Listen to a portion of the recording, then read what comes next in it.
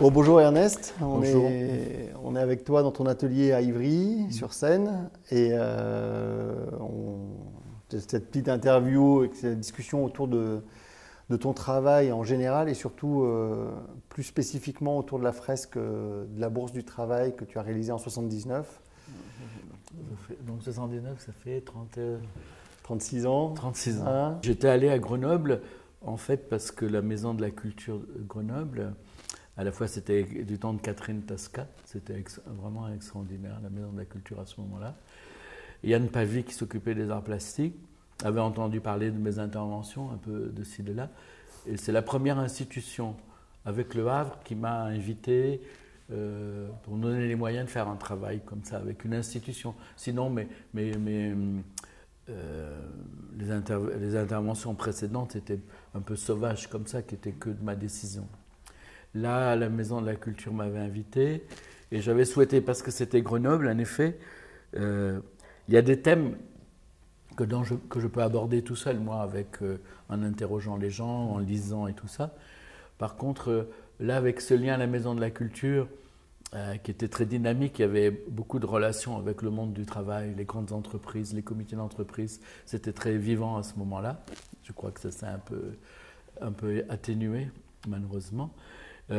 Donc j'avais souhaité, j'avais dit, je veux bien faire un travail avec la Maison de la Culture si vous vous mettez en relation avec des grands comités d'entreprise, pour essayer de faire une espèce d'approche avec mes images du monde du travail. Mais c'est une décision de ta part? Je crois que c'était une envie de la Maison de la Culture que de faire ça. Ça s'est conjugué. Ça s'est conjugué. Ils m'ont proposé. La Maison de la Culture de Grenoble avait une grosse activité art plastique. J'avais vu une exposition de Roman Sislevich, Cremonini, Cueco, il y avait vraiment des peintres. Ouais. Donc moi, je crois qu'ils m'avaient contacté dans cette perspective.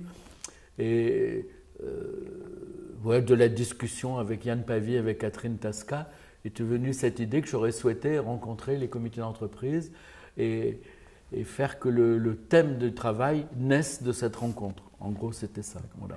Et tu pensais déjà reprendre un peu cette idée des accidents du travail parce que Non. J'ai essayé, autant que je me souvienne, hein, parce que bon, là, à 76, ça fait 40 ans, ouais. J'avais ce parti pris que le thème naisse de la rencontre, vraiment, avec les gens, qu'il devienne comme une nécessité. Je pensais que les discussions préalables feraient apparaître le besoin de l'œuvre, en quelque sorte. Ma référence, c'était cette notion de la commande publique que définit Mayakovsky. Et donc, la Maison de la Culture m'a organisé des rencontres avec des comités d'entreprise. La dynamique de l'époque fait qu'il y avait même des types dans chaque comité d'entreprise qui avaient des temps de délégation. Ils ne venaient pas seulement le soir, ils avaient du temps de délégation dans la journée. Ils étaient payés pour ça. Donc on avait fait un atelier collectif. À ce moment-là, il y avait justement dans la Maison de la Culture une expo Mayakovsky en plus. Symboliquement, c'était très très fort. Moi-même, j'avais travaillé sur les accidents de travail, mais quand il y a des accidents de travail, qu'il y a un type que sa main saute par-dessus une machine et tout le monde s'arrêtait. Là, c'était évident, explicite, et la lutte se déclenchait automatiquement. Donc, sur les problèmes de sécurité comme ça. Par contre, plusieurs des gens qui venaient dans nos rencontres disaient que ces choses-là, comme ces maladies qui font mourir un type en 15 ans, en 20 ans, le bruit, les fumées, les produits toxiques et tout ça, c'était plus difficile à mobiliser dessus parce que c'était moins évident. Oui, c'est hyper insidieux et on n'arrive jamais à… Au fond, et du coup, on est parti sur cette idée-là, partir sur les maladies que l'on ne voit pas tout de suite, quoi. Voilà. Et donc le thème défini, comment est-ce que tu en viens à faire cette image et ce travail? Donc, on est parti sur sur l'homme, l'image de l'homme. Au fond, moi, je ne fais jamais que ça, quoi. Ecce homo, quoi. Voilà l'homme. Et puis avec chaque groupe, en fonction des problèmes spécifiques de leur boîte, on a essayé de visualiser un type d'agression. Voilà. Le bruit, les problèmes de poumons, les cadences et tout ça. Essayer donc, sur l'image, faire une agression graphique comme ça qui traduisait ça. Voilà, en résumé, c'est un peu ce qui s'est passé. Et ensuite, mettre les images en situation dans des lieux où elles prendraient leur sens, quoi. Ouais. Ça, c'est ton travail Ce que je fais, que tu fais depuis toujours. Un peu toujours, qui se précisait à ce moment-là, quoi. Là, je l'ai mieux compris. Là, c'était compliqué parce qu'il fallait une image sur laquelle tu puisses venir mettre les trois sujets. Voilà. Mais la perspective, c'était même qu'il y en ait d'autres. Il a des photos de l'atelier sur lequel il y a plein de propositions, de pistes sur la fumée. On en voit une sur le nucléaire. Voilà, oui, aussi, il y a eu, qu'on n'a peut-être pas faite, mais au fond, les souvenirs les plus forts, c'est quand il y avait cette discussion. Parce que ce n'est pas évident. Voilà. Et c'est ça qui faisait naître l'image, quoi, vraiment. Donc, et vous avez fait combien de sérigraphies à peu près? Tu as une vague idée? Tu te rappelles ou pas? Je ne saurais pas. Tu fais un travail de recherche qui est phénoménal. Quand tu fais une œuvre, ton travail de recherche est… Ce que j'ai fait à Grenoble, c'est avec les gens. Ce que je le fais quand je travaille sur Naples, c'est, mettons là dans l'atelier, là il y a l'étagère Naples. Un jour, il y a une jeune femme qui fait sa thèse dessus. Elle a compté, il y a 92 livres, dont la Bible et les évangiles. Donc, on me dit, vous connaissez bien la ville, mais je l'ai étudié. Parce que ça devient, parce que c'est à la fois ma palette, mon matériau, mon objet, mon sujet, la ville. Ouais. Donc, tout le non-dit. Quand j'interviens quelque part, c'est à la fois les deux, c'est ma palette et le sujet. Donc, la qualité éventuelle de mon travail, elle repose sur la qualité, la richesse des relations que j'arrive à provoquer. Cette espèce d'interaction entre le réel et la fiction qui doit venir révéler la réalité, l'exacerber, la perturber, la troubler. Voilà. Ouais. Et donc la faire voir différemment. Pour revenir à Grenoble, en fait, comme j'avais eu tous ces contacts pour réaliser la sérigraphie. Donc en 1976. Simultanément, il se construisait la nouvelle Bourse du Travail dans la ville nouvelle. On dit comme ça maintenant? Villeneuve. Villeneuve, dans Villeneuve. Et je ne sais plus comment ça s'est fait, mais l'ensemble des syndicats m'ont coopté, quoi. Je crois qu'ils sont tombés d'accord, puisqu'ils se posaient la question de décorer la façade. Je crois je me souviens plus à comment ça s'est passé, mais ils m'ont sollicité, ils m'ont proposé, ou la ville, mais après des discussions. Il y avait cette dynamique à l'époque, c'était du Bedour, Risardo, il y avait une dynamique culturelle sur Grenoble, qui était incroyable, sur la municipalité qui était que j'ai rarement vu ailleurs, que je n'ai pas vu ailleurs. C'est une sorte de ville pilote. Conjonction d'une population, de personnalités. Après, il arrivait Gaudibert au Musée d'Art Moderne. Le rôle de Catherine Tasca est important, enfin tout ça. C'est clair qu'il y avait une richesse incroyable. La CFDT, la CGT, les deux syndicats ont utilisé mon image pour le livre blanc sur la santé, des choses comme ça. Donc du coup, les méfiances qu'il y a eu au début, qui étaient en dehors de ça, qui venaient de raisons politiques en fait, le truc un peu malveillant, quoi. Voilà. Mais dans ce contexte très politique comme ça. Voilà. Mais j'avais surmonté ça et ça s'est bien passé. Et donc, je crois que c'est comme ça que les syndicats m'ont proposé de faire cette peinture. Voilà. Et donc là, c'est plusieurs… on a recherché dans les archives départementales les affiches que tu étais allé chercher. Oui. Je n'ai pas venu tout de suite sur l'idée. Tu as fait déjà plusieurs affiches, plusieurs allers-retours. L'idée des affiches n'est pas venue tout de suite. J'ai cherché ce que je pouvais mettre sur la Bourse du Travail, vraiment. J'allais souvent devant. À ce moment-là, il y avait les très grandes peintures qu'avaient fait mes amis les Malassis. Les Malassis. En 1974. J'étais très lié avec Cueco, que j'admirais beaucoup. Et donc, je me suis interrogé sur ce qu'il fallait faire, sur l'échelle qu'il fallait. L'échelle. Eux avaient fait des trucs, ils avaient fait des frites de 3 mètres, des trucs extraordinaires. Mais c'était une espèce d'ironie à l'égard de la société de consommation et tout ça. Voilà. Sur Grand Place. Voilà, c'était en effet. Moi, la problématique, c'était pas la même. C'était pas la même, c'était la Bourse du Travail. Moi, je me refuse, sauf quelques exceptions, à faire des trucs grands. Dès que c'est grand, où ça me semble chargé d'une connotation ou publicitaire ou stalinienne, ou culte, quoi. Voilà. Et donc, en général, je fais des hommes. J'essaie de faire qu'il y ait une espèce de rencontre presque sensuelle, face à face, physique, quoi, comme ça. Donc, j'avais éliminé de travailler à une autre échelle qu'à l'échelle 1. Il y avait l'idée que la bourse du travail n'avait pas d'histoire, pas d'âme. Et puis, je me suis dit, de toute façon, c'est de plein pied. Si je fais une peinture là-dessus, il y aura bien un mec qui va venir coller des trucs dessus. C'est clair. Et j'étais persuadé que les gens colleraient des choses dessus. Et la conjonction, je crois, de ces trois pistes m'a amené à cette idée de faire des affiches. Et avec les affiches, de faire comme si restait accroché dans ce lieu toute l'histoire du mouvement ouvrier. Donc, c'est là que je me suis embarqué dans une quête très longue de recherche. Voilà. Et donc, il y a plus de 80 affiches. Ah ouais, je m'en rappelle pas. Nous, on a compté, on les cherche, on les a trouvés. Alors, il y en a qui sont déterminés parce que je crois qu'il y a le 1er mai, il y a l'affiche du 1er mai 36, qui est importante, qui est très belle en plus. Il y a des affiches, la première où je découvre la revendication des 8 heures. 8 heures de travail, 8 heures de sommeil, 8 heures de loisirs, avec des choses intéressantes, une avec les horloges, mais une où on reprend les 3 muses. C'est assez marrant que le mouvement ouvrier reprenne une iconographie ça, qui vient d'ailleurs, quoi, comme ça, qui est un héritage de cet ordre.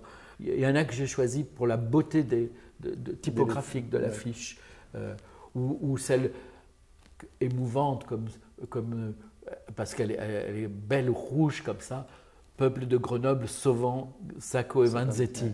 Alors, elle est très forte, en même temps, c'est émouvant parce que des ouvriers de Grenoble qui se mobilisent pour 2 mecs au bout du monde, comme ça, il y a une espèce de naïveté, presque de générosité, d'utopie formidable. Il y a ça.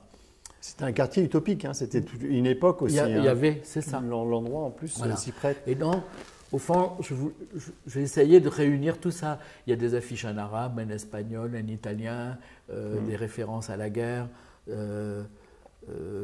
J'ai retrouvé même donc une affiche qui annonce Louise Michel. Louise Michel, après son retour du bagne, c'est un énorme travail en fait, d'arriver à chercher tout ça. C'est un énorme travail, de recherche pour que ça ait du sens, quoi, sur les accidents du travail, je ne me rappelle plus du tout. Il y a tout. Il y a vraiment. La première fois où c'est une femme qui fait le meeting. La première femme. J'ai essayé de trouver des choses comme ça tout le long. Donc tout est chargé de sens. Très significatif. Toutes les affiches que tu prends sont chargées de sens et en plus, il y a une composition graphique dans la fresque, parce qu'elle fait 5 mètres de haut par 14 mètres de long. Pour te redonner un peu les dimensions, c'est quand même monumental. J'ai travaillé un rythme de couleur, un rythme de découverte, même certaines associations comme ça qui donnent du sens parce qu'une est à côté de l'autre, tout ça. La difficulté, c'était pour affirmer la beauté de la typographie, ça a été impossible. Quand il y a 100 lignes de texte, il y a des affiches, il n'y a que du texte. Donc, j'ai peint avec mes collaborateurs, on était 3, 4. À l'instant, c'est pas bien, j'oublie leur nom. Donc, on peignait le papier, on trempe l'œil avec des petites déchirures, des parties décollées, tout ça. Et on a fait vraiment des expériences là, parce qu'on a imprimé les textes en sérigraphie sur le mur comme ça. Ça a été des loupages, on a loupé des tas de fois. Il fallait tout nettoyer rapidement et tout ça, parce qu'imprimer l'encre sur le mur comme ça, c'était très délicat. Mais je tenais à ça pour que l'affiche soit au vrai format et avec la vraie typo. Et par contre, toutes celles qui sont des images, on les a peintes avec, je crois qu'il s'appelait Michel, un garçon qui était au Beaux-Arts. Et moi, voilà. Mais elles sont merveilleusement exécutées parce que nous, on a retrouvé les originales. Ah ouais, copier-coller. non, c'est du travail sérieux. Vraiment, Soit j'ai calqué, j'ai reporté, ouais. j'ai fait un... T'as rétroprojeté aussi pour la... Ouais, il y en a qu'on a rétroprojeté. On a fait le soir, on les projetait. Déjà à pour qu'elles l'époque, on soient pouvait très arriver fidèles. avec Oui. un... On est arrivé avec des diapos.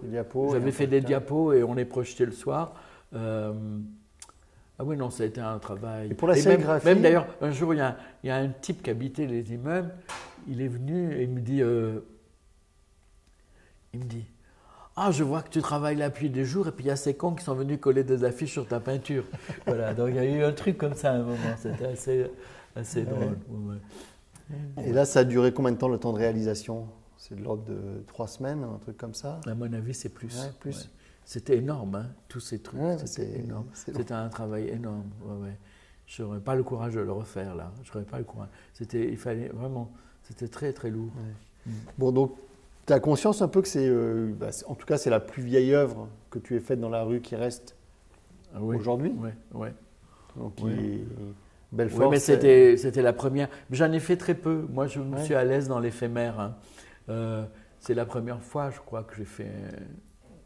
Oui. Quelque chose. Après, j'en ai fait que deux autres, simplement. Il y a 88, celle de Belfort. J'ai fait celle de Belfort, ouais. Là aussi, j'ai fait 50 personnages, complètement fou. Ouais. Et puis, j'en ai fait une en 81. C'est un hommage à Godard et à Rimbaud. Pierrot le Fou, voilà.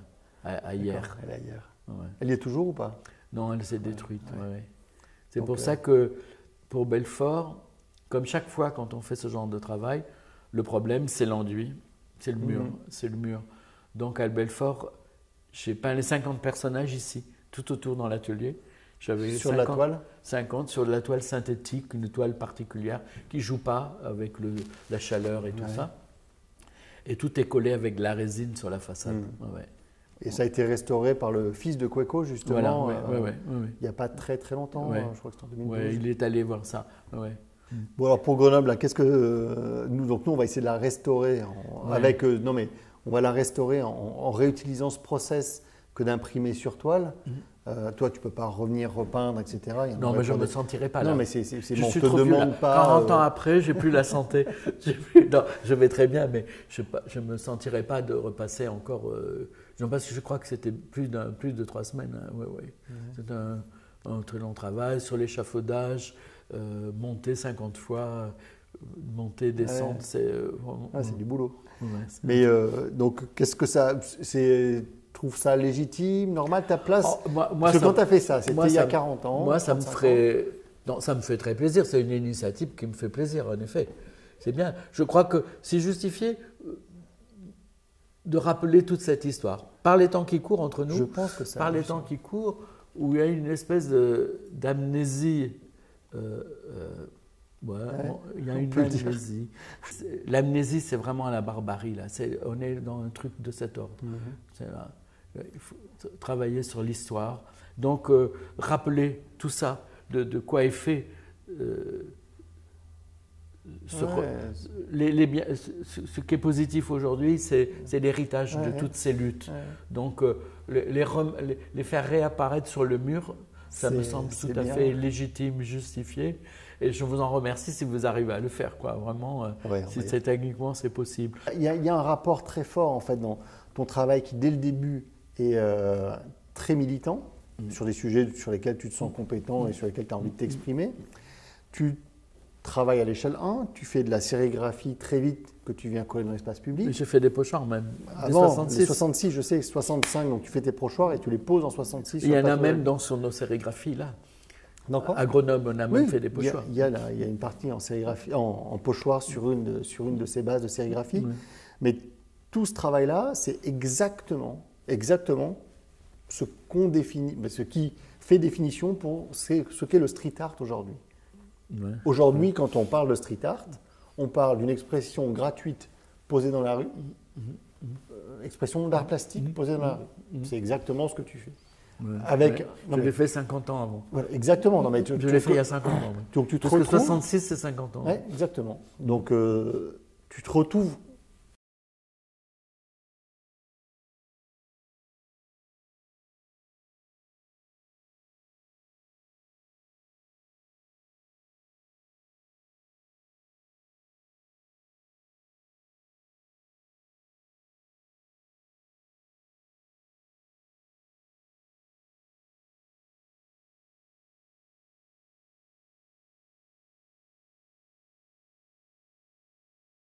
pas que l'œuvre qui est exposée, elle a une qualité, elle a une facture, et on ne peut parler que de ça quand on parle d'un artiste. Ouais, et éventuellement un message. Donc là, dans le street art, il y a quand même ce ferment de militantisme qui est là, qui fait aussi partie de ton ADN dans ton travail. Donc à plein de titres. Mais c'est la vie d'aujourd'hui qui le provoque, qui le nourrit, tout mon travail naît d'une écoute du monde, quoi, de la vie des gens, de la ville. Non, je veux dire, c'est énorme.